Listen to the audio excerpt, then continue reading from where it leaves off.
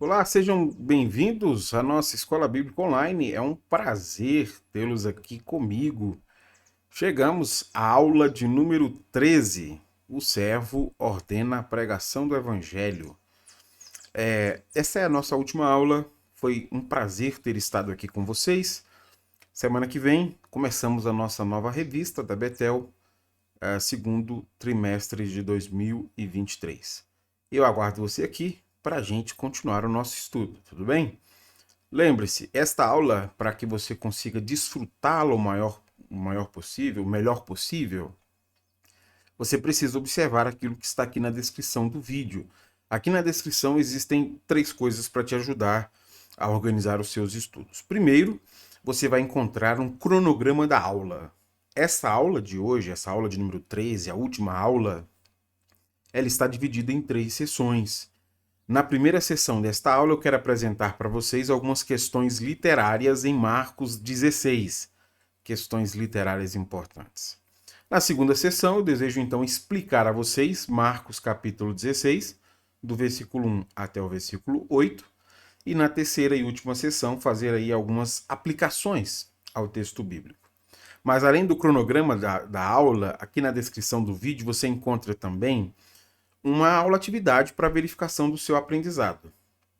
Não deixe de fazer, é muito importante você avaliar aquilo que você aprendeu e, se precisar, assista essa aula novamente. Caso deseje fazer um comentário ou uma dúvida, nós temos tanto um fórum de dúvidas aqui embaixo, como você pode também deixar o seu comentário no vídeo. E a terceira coisa que você encontra na descrição do vídeo é este fórum para você clicar e deixar a sua participação. Eu terei muito prazer de responder a sua questão. Tudo bem? Vamos começar então com a primeira sessão desta aula, onde eu desejo apresentar a vocês algumas questões relacionadas à literatura do capítulo 16, né? Questões literárias de Marcos capítulo 16. Nós chegamos no último capítulo. O Evangelho segundo Marcos tem 16 capítulos. Em Marcos, capítulo 16, do versículo 1 até o versículo 8, o que nós teremos será a apresentação que Marcos vai fazer sobre a ressurreição de Jesus dos mortos. E aí terminamos o Evangelho de Marcos. Mas talvez você pergunte, professor, terminamos? Não, Marcos vai até o versículo 20, o capítulo 16. Acho que você está um pouco equivocado. E o versículo 9 ao versículo 20? Eles estão aqui na minha Bíblia, na tradução em português. Todos os estudiosos reconhecem que esses últimos versículos, versículo 9 até o versículo 20, não foram escritos por Marcos. Por exemplo, Justino Mártir sugere que o versículo 9 até o versículo 20 foram escritos no início do segundo século.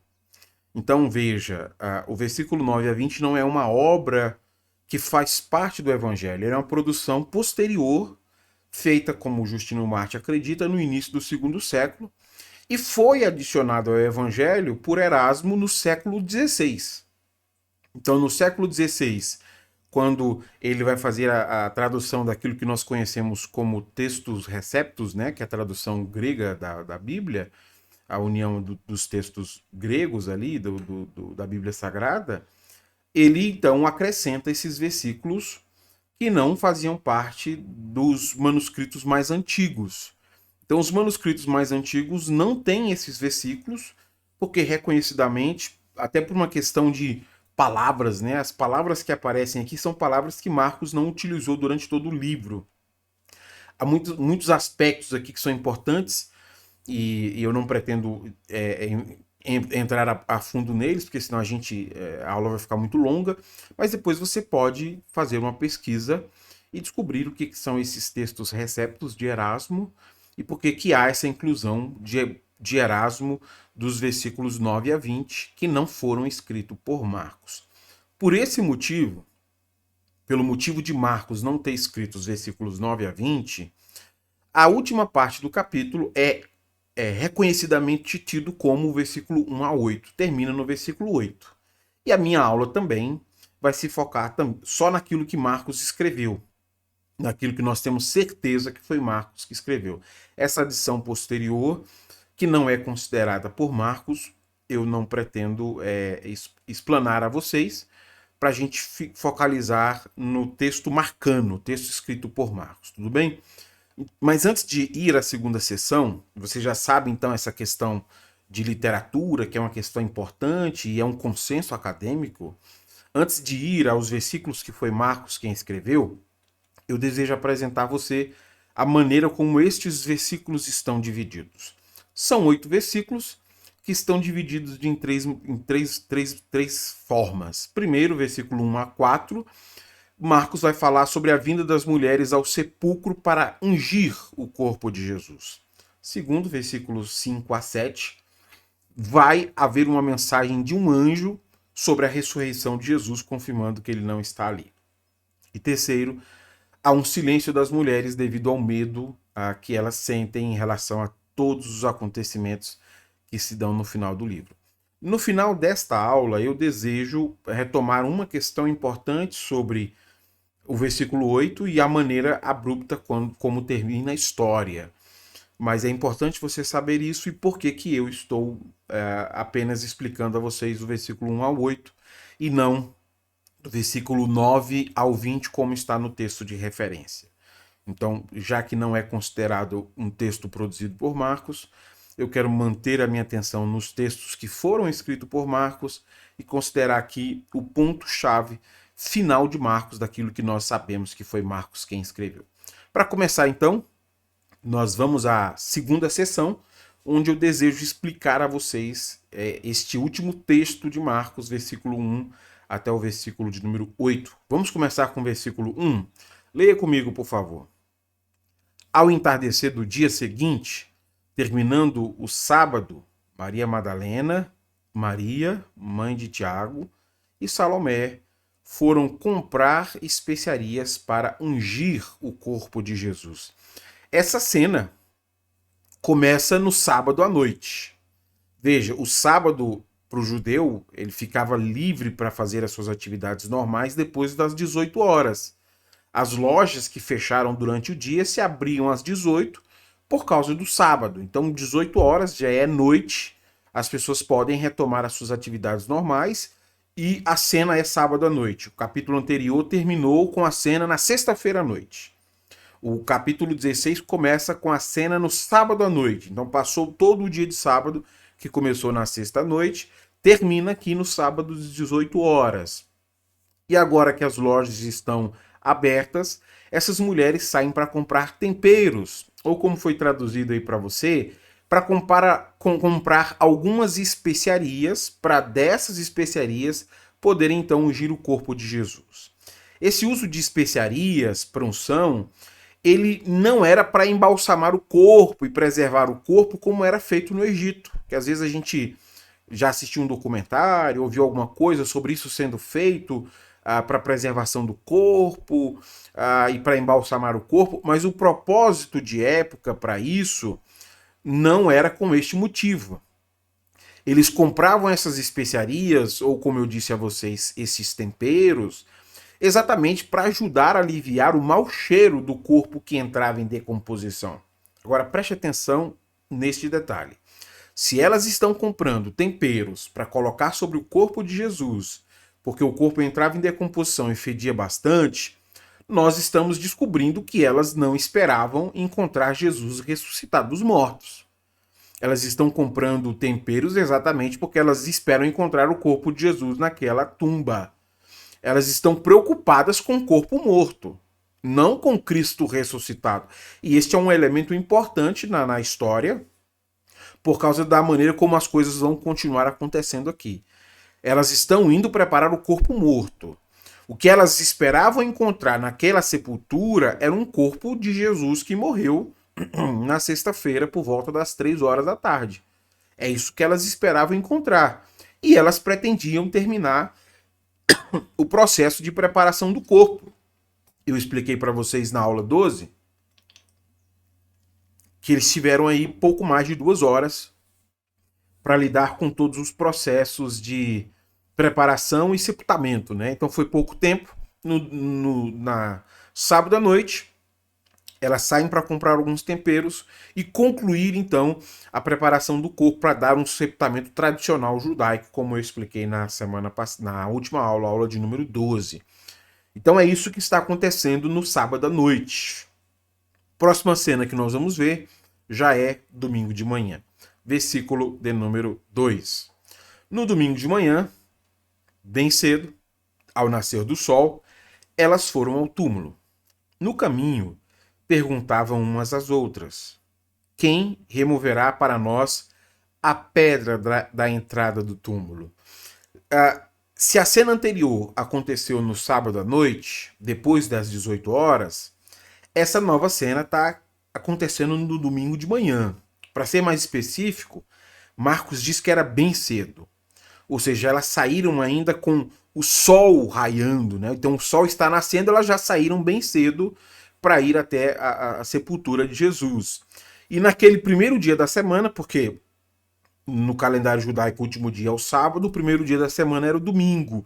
Então no primeiro dia da semana elas acordam bem cedo e estão indo em direção a onde Jesus está enterrado para seguir então com a tradição judaica de preparação do corpo. Mas durante esse percurso elas começam a se perguntar, chegando lá, quem é que vai abrir para a gente a sepultura? Quem é que vai rolar aquela pedra pesada? Esse comentário delas ganha uma proporção muito específica por Marcos, porque apesar de aqui na nova versão transformadora estar traduzido apenas como pedra, o termo utilizado por Marcos aqui indica uma pedra muito grande. Então a gente viu pela imagem da aula passada que de fato era uma pedra grande que exigia uma certa força física. Exatamente por causa disso elas estão preocupadas. Quando nós chegarmos lá, quem é que vai rolar a pedra para a gente terminar de preparar o corpo? Versículo de número 4, a história se segue. Mas quando chegaram, foram verificar e viram que a pedra, que era muito grande, já havia sido removida. Como diz aquele trocadilho moderno, né?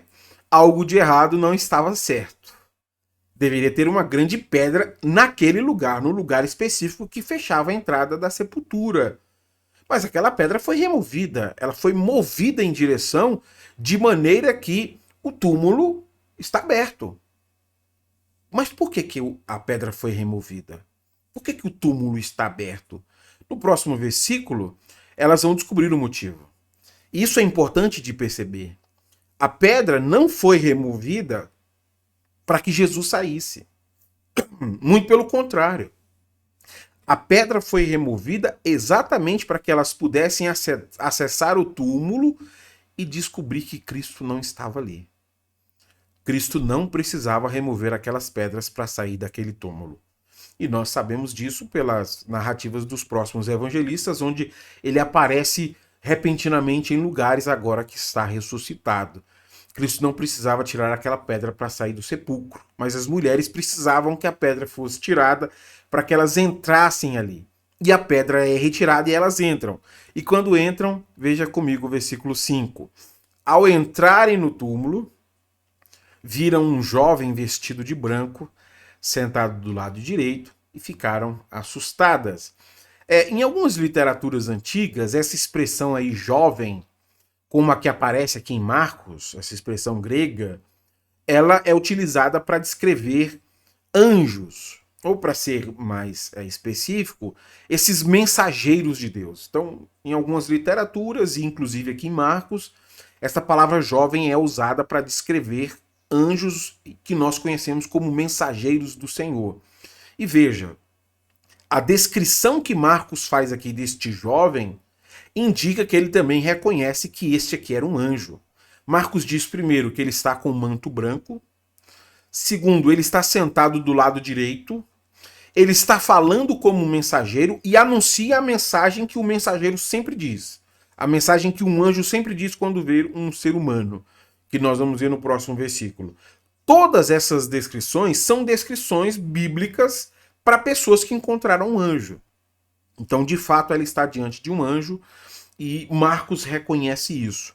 Ao verem o anjo, como é que elas ficam? Assustadas. Apesar da tradução ter colocado apenas a palavra assustada, existem três palavras aqui que Marcos vai combinar para descrever a reação dessas mulheres. As expressões gregas utilizadas por Marcos são: elas sentem espanto, elas sentem admiração e elas sentem medo. E veja, esses sentimentos não são sinônimos. Esses sentimentos são utilizados exatamente para enfatizar esse aspecto dessa experiência de quem está diante de Deus. Então, quem está diante de Deus se sente assim: espanto, admiração e medo. Mas, além disso, também serve para descrever a reação dessas mulheres que não sabem quem rolou a pedra e também não sabem onde está o corpo de Jesus. Por isso, a palavra do anjo para elas é: não tenha medo, que é no próximo versículo. Eu leio apenas a primeira parte, daqui a pouco eu leio a segunda. Versículo 6, mas ele disse: não tenha medo. Na Bíblia Sagrada, geralmente, essa é a primeira fala do anjo quando ele se encontra com uma pessoa que se encontra assim.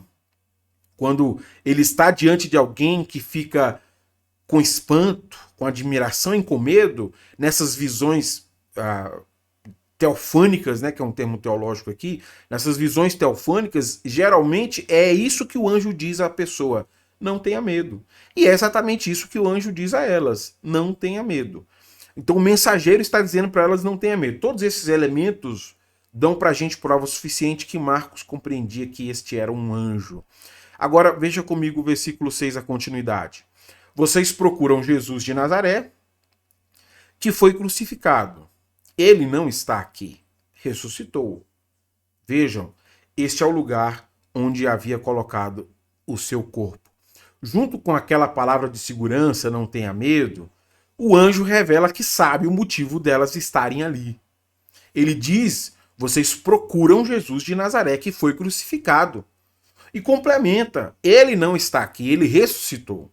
Mas depois de dizer que ele sabe porque elas estão ali e que o que elas estão procurando elas não vão encontrar porque Jesus ressuscitou, o anjo então dá a elas uma prova de que de fato ele ressuscitou. Ele diz: vejam, este é o lugar onde havia colocado o seu corpo. Então aquela pedra onde deitaram o morto está vazia, o corpo não está ali. Aquele mensageiro angelical está na tumba de Jesus, onde o corpo tinha sido depositado. A pedra foi rolada para que elas entrassem dentro do túmulo e percebessem, com o anúncio do anjo, que o corpo não estava ali porque ele foi ressuscitado. O mensageiro do Senhor comunica a elas: ele foi ressuscitado. O que fazer com todas essas informações? Veja que o anjo diz a elas o que fazer então. Versículo 7. Agora vão e digam aos discípulos, incluindo Pedro, que Jesus vai adiante deles a Galiléia. Vocês o verão lá, como ele lhes disse. Que interessante isso, porque depois de tranquilizar as mulheres sobre a ressurreição, o anjo diz para elas que elas devem comunicar uma mensagem aos discípulos. Mas depois de dizer que elas devem comunicar a mensagem aos discípulos, o anjo vai especificar, dizendo: avise também a Pedro. E isso aqui em Marcos tem um propósito muito específico, porque lá no capítulo 14, versículo 30, Marcos narrou as 3 vezes em que Jesus negou a Jesus. Então isso explica essa menção a Pedro. Por isso que o anjo diz: lembre aos discípulos e a Pedro. Lembrar o quê? Da promessa que Jesus havia feito a eles, que os encontraria na Galiléia. No capítulo 14 foi feita essa promessa. Então, assim como ele prometeu encontrar vocês na Galiléia, ele saiu daqui e já foi para lá. Quando vocês chegarem na Galiléia, vocês o encontrarão ali, assim como ele prometeu. Ao ouvir esta mensagem, nós precisamos pegar um ponto essencial do que está sendo dito pelo anjo para aqueles primeiros leitores, que os discípulos compreenderam aquela mensagem muito bem. Eu coloco então o comentário do Stan, onde ele argumenta isso para a gente. A mensagem angélica serve como uma palavra de consolo e garantia de que os discípulos de Pedro encontrarão perdão, que os discípulos e Pedro encontrarão perdão e restauração quando encontrarem Jesus na Galileia. Jesus previu as falhas de seus discípulos e de Pedro, mas também sabia que suas falhas não eram imperdoáveis. Na Galileia, eles não apenas experimentariam o perdão de Cristo ressurreto, mas também seu chamado para serem apóstolos restaurados. Que coisa maravilhosa isso, porque os primeiros leitores compreenderam isso muito bem. Eles compreenderam que o Cristo que disse que morreria e ressuscitaria, de fato morreu e ressuscitou. E agora, ele prevendo a falha dos seus discípulos, como ele anunciou duas vezes aqui destacado, né, capítulo 3 e no capítulo 14, assim como ele anunciou a falha desses discípulos, ele agora está chamando esses discípulos para poder dar a eles o perdão que eles precisavam. E mais, restaurar o que ele havia chamado eles para serem apóstolos de Jesus, testemunhas de Jesus. Então este é um anúncio que enche o coração dos leitores de esperança, porque mostra como Cristo não desiste daqueles seus discípulos que haviam fracassado terrivelmente no seu testemunho. Seguindo, essa ênfase, então, ela é importante para nós, porque cria naquelas pessoas que leram o Evangelho uma clara antecipação sobre como foi o encontro entre Jesus e os seus discípulos. E aí, no último versículo, Marcos termina narrando as mulheres ouvindo a ordem e obedecendo esta ordem. Veja comigo aí, versículo de número 8. Trêmulas e desnorteadas, as mulheres fugiram do túmulo e não disseram coisa alguma a ninguém, pois estavam assustadas demais. Elas reagem ao que o anjo falou, as mulheres saem dali trêmulas e desnorteadas. Não fica claro para a gente se essa reação delas aqui deve ser interpretada com um sentido de reverência, ou então se essa reação delas é interpretada de forma negativa como um susto ou um terror que elas sentiram. Isso não fica claro para nós. Mas mesmo assim, elas obedecem ao que o anjo diz a elas e, ao invés de irem a Jerusalém, contar sobre aquilo que acabou de acontecer, aquilo que elas viram e ouviram, Marcos faz questão de enfatizar que elas não contaram nada daquilo para ninguém. Elas precisaram encontrar os discípulos e dizer para esses discípulos que Jesus aguardava eles na Galileia. Terminamos então o Evangelho de Marcos, versículo 8, e aqui começam as discussões sobre o que Marcos pretendia com este fim. Versículo 8 é o último versículo que nós temos do texto que Marcos escreveu. E sobre as discussões, eu queria fazer duas considerações que geralmente as pessoas começam a discutir sobre a maneira como o livro termina. O primeiro posicionamento de algumas pessoas é dizer que, de fato, Marcos pretendia terminar o seu texto assim mesmo. O versículo 8 é, de fato, o último versículo. Marcos não queria narrar o momento em que os discípulos se encontraram com Jesus. Ele nunca pretendeu e terminou assim porque ele achou que é assim que tinha que terminar. Já uma segunda compreensão pensa que Marcos pretendia escrever um final apropriado, mas não escreveu porque não conseguiu fazer, ou então porque esse final apropriado se perdeu, né? Ele escreveu e muito provavelmente o texto se perdeu aí quando foi feita a cópia. Nós não temos como concluir essa questão, se Marcos pretendia ou não, se foi feito ou não, mas o que nós temos do Evangelho de Marcos termina aqui no versículo de número 8, e eu quero terminar também no versículo de número 8. Partindo então para a terceira sessão desta aula, fazendo algumas aplicações a tudo isso que nós vimos nesta aula. Primeira aplicação que eu faço. Este é o Evangelho de Jesus Cristo segundo Marcos. Porque o ponto principal de Marcos, capítulo 16, do versículo 1 ao 8, não é sobre as mulheres no túmulo, não é sobre o encontro de Jesus com seus discípulos, mas sobre Jesus Cristo, o Filho de Deus que ressuscitou.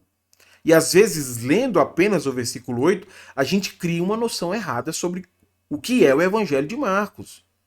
Pode ser que, depois de descobrir que termina no versículo 8, a gente comece a discutir as questões, perdeu, não perdeu, esse texto tal, e a gente acaba esquecendo qual era o propósito de Marcos ter escrito este evangelho.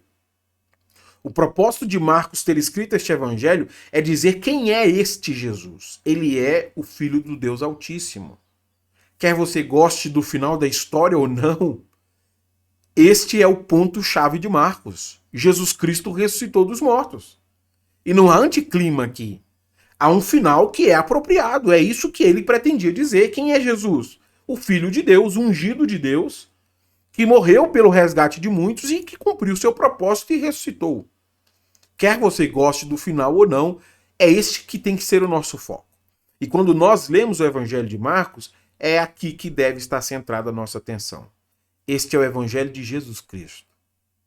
Este não é o Evangelho sobre o encontro de Jesus com as mulheres no túmulo, ou com o encontro de Jesus com seus discípulos na Galileia. É sobre quem é Jesus Cristo. Quem é este que até o mar lhe obedece?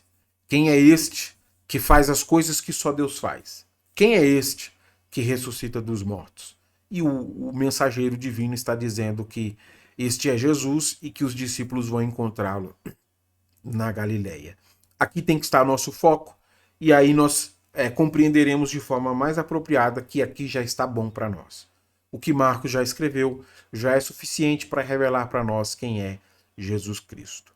Segunda aplicação que eu faço. Jesus que foi crucificado, ressuscitou dos mortos, ele não está na tumba. Como aqueles discípulos teriam certeza que Jesus havia ressuscitado? O anjo disse: Jesus fez uma promessa para vocês. E vocês têm como ter certeza que ele ressuscitou. Professor, que promessa é essa que Jesus fez? Capítulo 14, versículo 27 e 28. Veja a promessa que Jesus faz aos seus discípulos. No caminho, Jesus disse: todos vocês me abandonarão. Pois as escrituras dizem: Deus ferirá o pastor e as ovelhas serão dispersas.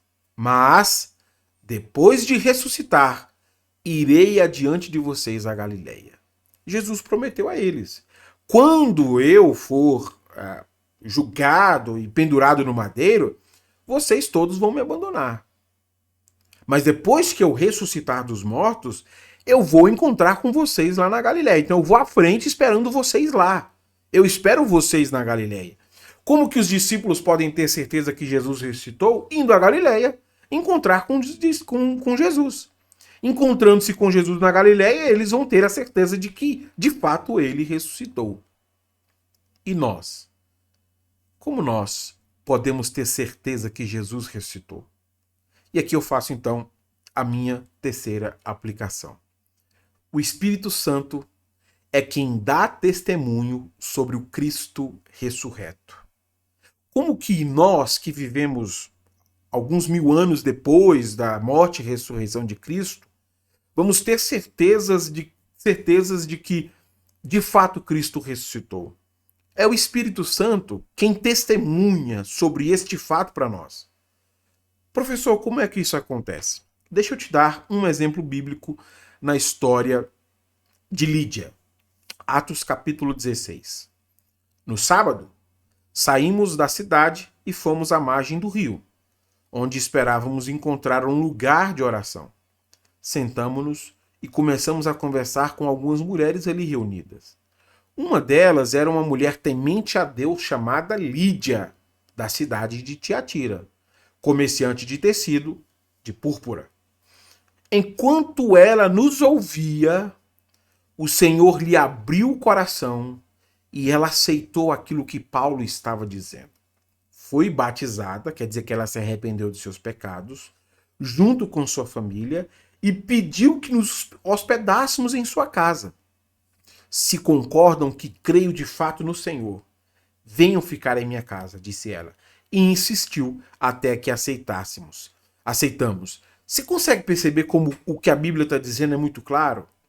É o Espírito Santo quem testifica em nós sobre a obra de Cristo. É o Espírito Santo quem dá testemunho disso. Por isso que aquelas palavras de Paulo à igreja de Corinto são tão essenciais para nós. Ninguém pode dizer que Jesus é Senhor senão pelo Espírito Santo. É o Espírito quem testemunha dessas verdades. Então nós sabemos que de fato Cristo ressuscitou dos mortos por causa do testemunho do Espírito. Nós usamos o Evangelho como fundamento de nossa fé, porque acreditamos no que Marcos escreveu, mas quem abre o nosso entendimento para tais verdades é o Espírito Santo. Sem a obra do Espírito Santo, você fica discutindo se isso é verdade ou não, se de fato aconteceu ou não. A não ser que haja uma ação do Espírito sobre sua vida, você nunca conseguirá perceber se de fato Cristo ressuscitou dos mortos. Por isso que a obra do Espírito é o primeiro contato que toda pessoa tem com o Evangelho. Porque quando o Evangelho está sendo anunciado, como aqui em Atos, o Espírito abre o nosso entendimento. E Deus confirma essas verdades espirituais. E por isso que nós acreditamos que Cristo ressuscitou. E nós não precisamos de argumentos históricos, da crítica textual, de nada disso. Se nós usarmos só o argumento do Espírito, para nós já é suficiente, porque ele testifica. Este Jesus que morreu naquela cruz era ungido de Deus. E morreu para o resgate de muitos, incluindo você. E por isso ele é o nosso Senhor e o nosso Salvador. Quarta e última aplicação. Você também pode se encontrar com Jesus e se tornar uma testemunha dele. Isso que estou dizendo não é para algumas pessoas. Não foi para um grupo seleto de pessoas que se encontram num dia específico, enclausurados num lugar, parecendo uma seita, onde para entrar tem senha e tem horário agendado e só entra pessoas específicas. Isso é seita. O Evangelho está disponível a todos aqueles que creem na obra de Jesus, que ouvem a pregação do Evangelho, que tem o próprio Deus testemunhando essas verdades em seu coração. E você pode se encontrar com Jesus. Você pode se tornar uma testemunha dele. Quando o Espírito Santo de Deus testemunhar da verdade do Evangelho que foi anunciado a você, você vai dizer: eu creio que de fato Jesus ressuscitou. Porque o Espírito tem testificado dessas verdades a mim. Porque hoje eu tenho comunhão com Deus. Eu faço parte do corpo de Cristo, a igreja. E todas estas bênçãos que nos foram dadas e hoje estou assentado nos lugares espirituais com Cristo são provas suficientes. E eu testemunho daquilo que tenho visto e ouvido sobre Cristo Jesus. Visto em minha vida e ouvido no Evangelho. Visto na maneira como Cristo tem feito a sua obra em mim e neste Evangelho que nos revela quem é Cristo Jesus. O convite para ser uma testemunha de Jesus está feito a você, que durante todo este trimestre esteve aqui comigo estudando esta lição. A minha oração ao Senhor é que todo este conteúdo seja útil à sua fé, edificante a você, e que você tenha plena consciência sobre quem é Jesus Cristo, nosso Senhor e Salvador. Semana que vem eu espero você para o início da nossa nova lição. Se Deus quiser, estaremos aqui reunidos. Até lá então.